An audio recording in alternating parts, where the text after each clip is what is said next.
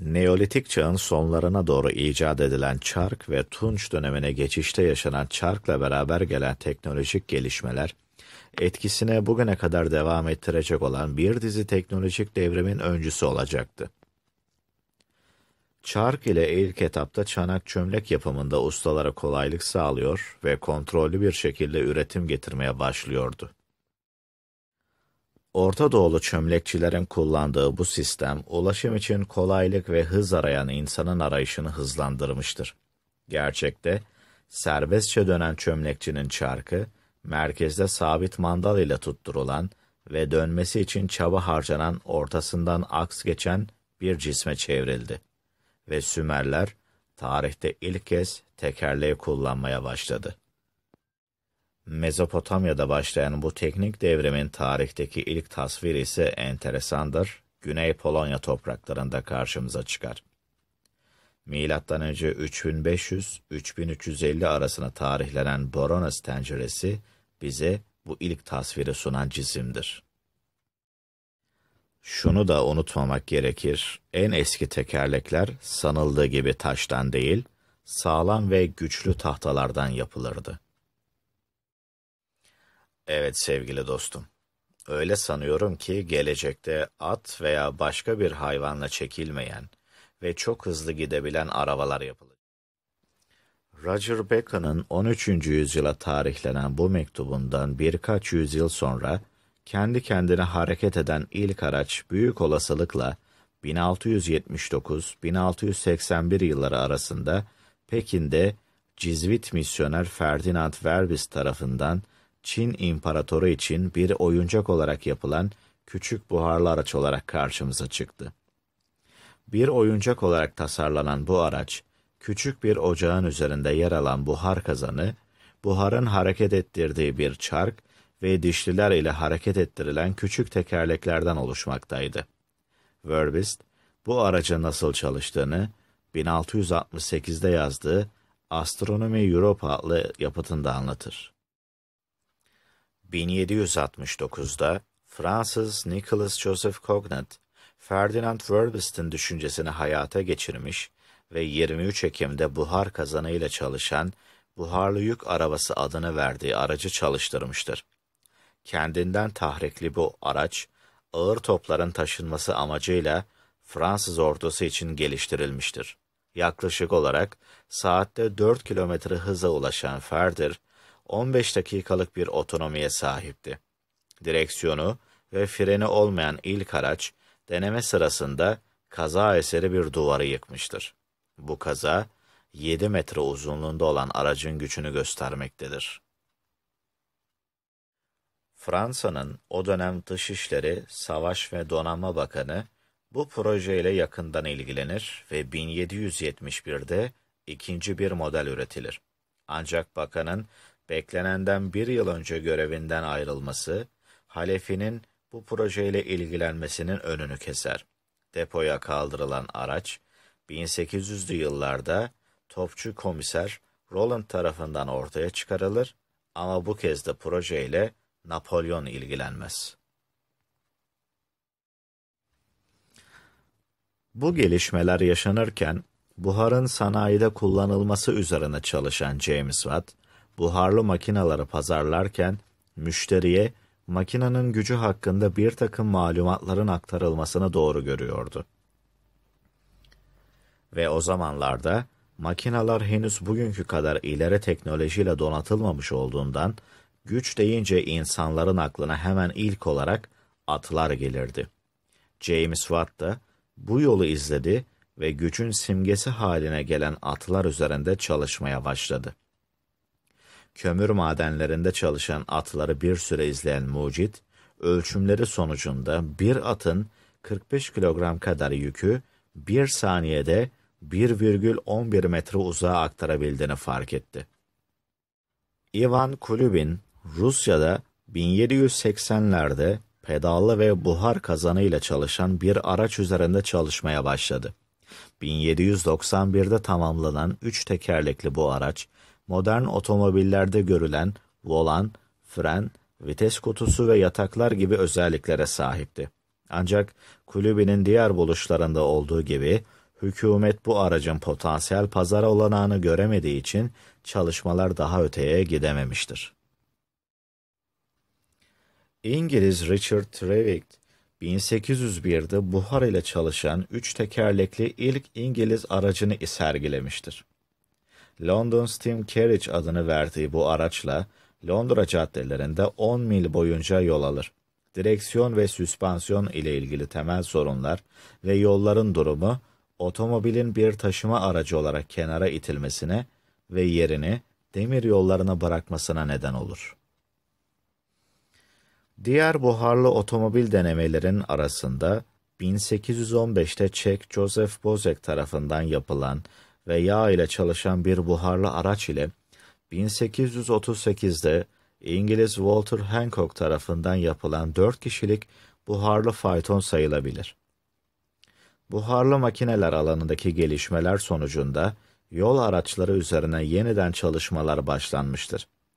Demir yollarının gelişmesinde öncü olan İngiltere'nin buharlı yol araçlarının gelişmesinde de başa çekeceği düşünülse de 1839'da çıkan ve buharlı araçların hızını saatte 10 kilometre ile kısıtlayan yasa ve otomobillerin önünden kırmızı bayraklı bir kişinin gitmesini zorunlu kılan Locomotive Act bu gelişmeye ket vurmuştur.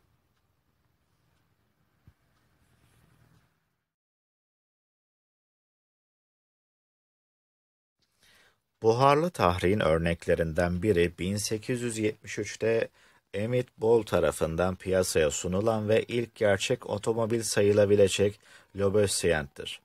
Bu araç 12 kişiyi taşıyabilmekte ve saatte 40 kilometre hız yapmaktaydı. Ball, daha sonra 1876'da 4 tekerden tahrikli ve yön verebilen buharlı bir yolcu arabası tasarladı. Le Manche adını verdiği 2,7 tonluk bu araç, öndeki modelden daha hafifti ve rahatlıkla saatte 40 kilometrenin üzerine çıkabiliyordu. Belçikalı mühendis Etienne Loner, elektrik ile ateşlenen ve su ile soğutulan ilk içten yanmalı motoru geliştirir. Bu motor, ilk olarak gaz yağı ile çalışıyordu ama daha sonra Loner, gaz yağı yerine petrol kullanılmasını sağlayan bir karbüratör bulur. Ancak hem mali kaynakların hem de motorun veriminin yetersizliğinden ötürü Lenor, araştırmalarına son vermek zorunda kalır ve motorunu sanayicilere satarken petrolün kullanıldığı etkili bir karbüratör George Brayton tarafından ancak 1872'de yapılacaktır.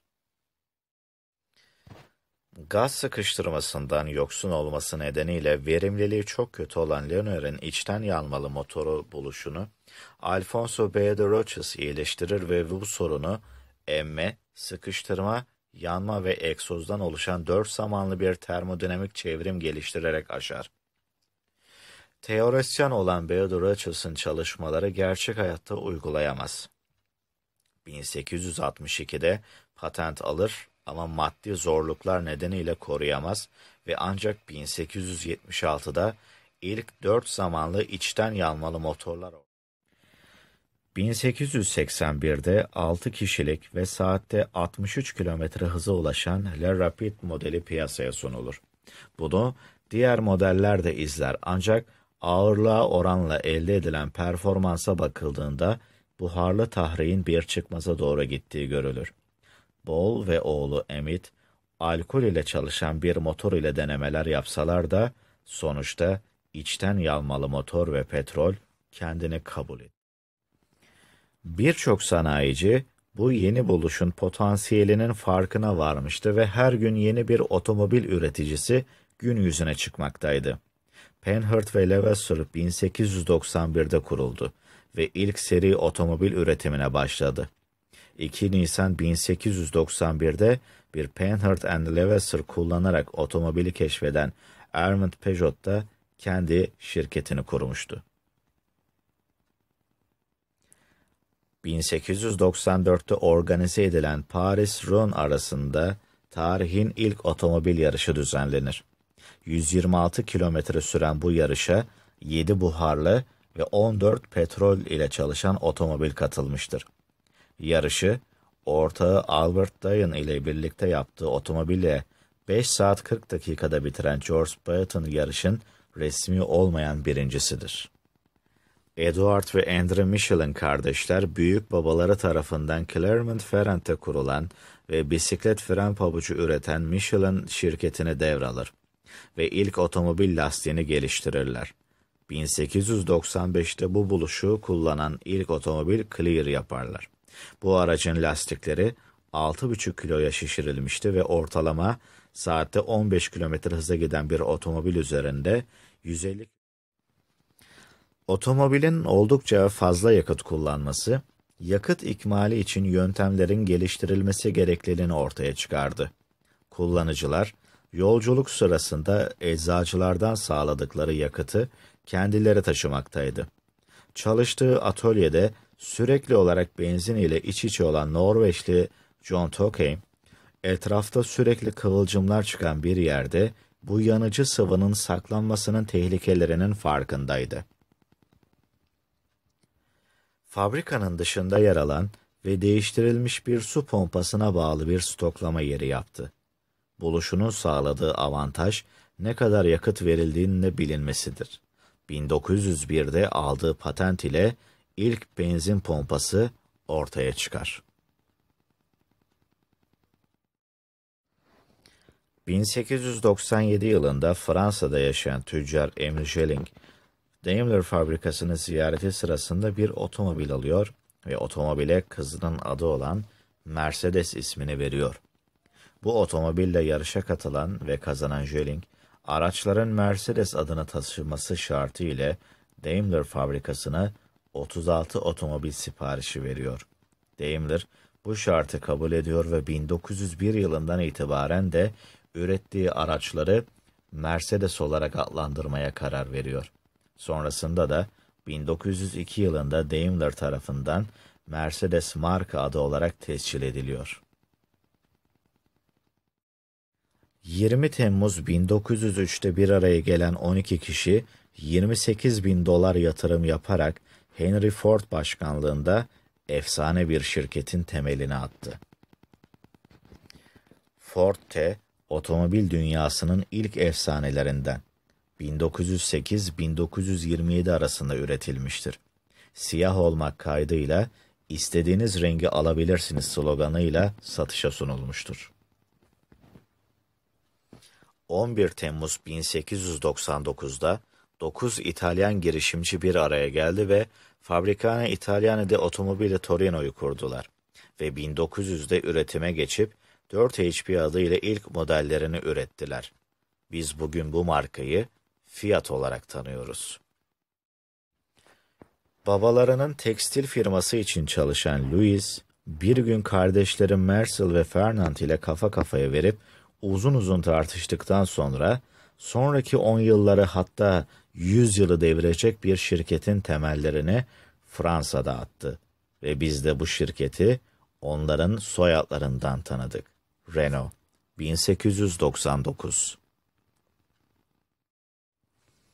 Alman mühendis August Horch, 14 Kasım 1899'da bir şirket kurdu.